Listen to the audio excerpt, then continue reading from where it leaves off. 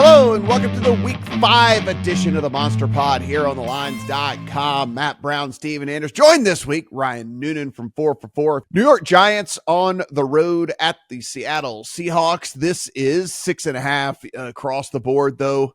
We could see 7. A couple of those spots have gone from 115 out to 120 now. So lots of love coming in here on the Seahawks squad as we get the news that it seems like Malik Nabers is not going to play for the New York Giants.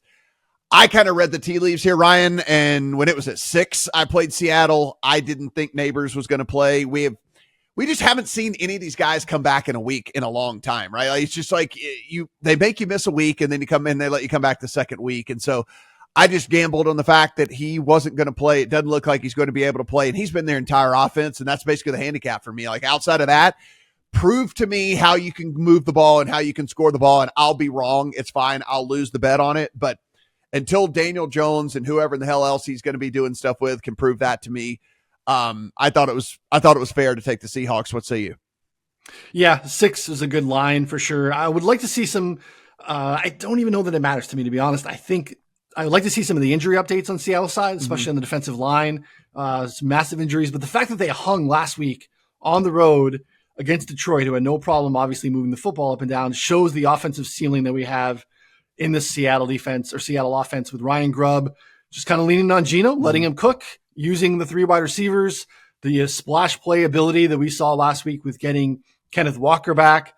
This Giants team, really, other than the game against Cleveland, where they kind of neutralized that passing offense, and to take that for whatever it's worth, we've seen the Cowboys, Commanders, and Vikings all kind of cook against the Giants' secondary. So, and they're not getting what we thought the defense here on the New York side, like, oh, they have a good front, they're going to be able to crush the quarterback. Just really haven't seen it. Like, all the advanced metrics on Kayvon Thibodeau are like shockingly bad. Like, really outperformed his baseline metrics last year with like sacks, which we know can be noisy, but just he's out there all the time and he's pretty inefficient.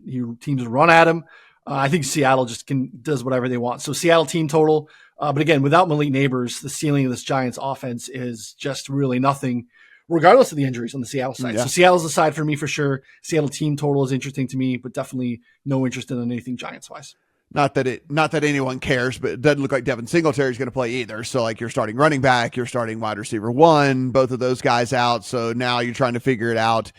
If you're Daniel Jones without both of your ones out there, Steven, what do you see here? You guys mentioned the cornerbacks as well for the Giants. They did return to limited Adoree Jackson and Drew Phillips, but I don't know if they're 100%. And that's a tough matchup against this awesome wide receiver unit for Seattle.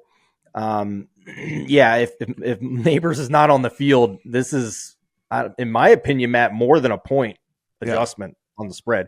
He's been like everything to that offense. So this is one I shared in the Discord earlier this week when it looked like Nabers wasn't going to be there. -6 is in my account for Seattle.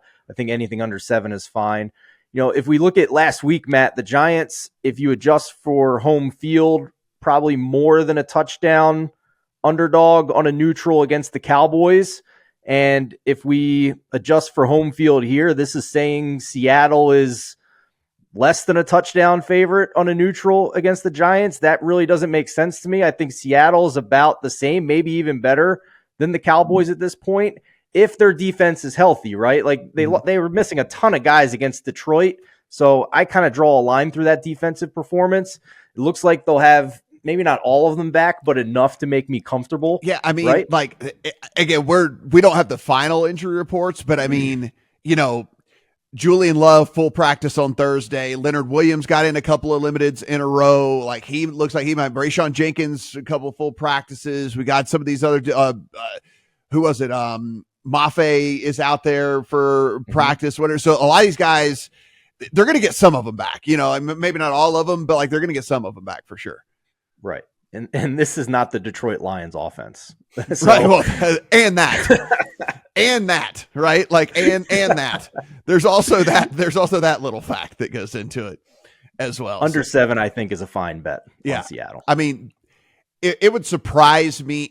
I know that the Niners maybe are a little bit more obvious of a choice, but Survivor this week, if you still had Seattle, I think that this is a really prime opportunity to use them if you're still in Survivor out there. Cause it just, you're getting a weakened, maybe the most weakened version of the Giants. And then you get this team with like some of these dudes coming back and they still have all their offensive powers. So that would be a look for me if I was still in. Unfortunately, I'm not. Oh, no, I'm not. Who's still alive in Survivor? Like, I mean, seriously, crazy person. It's just like, what route did you take and what drugs did you take? Send me some. I would like to have some of your drugs, please.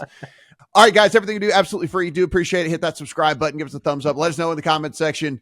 Steven will go in. He'll read them. Like what did we get right? What did we get wrong?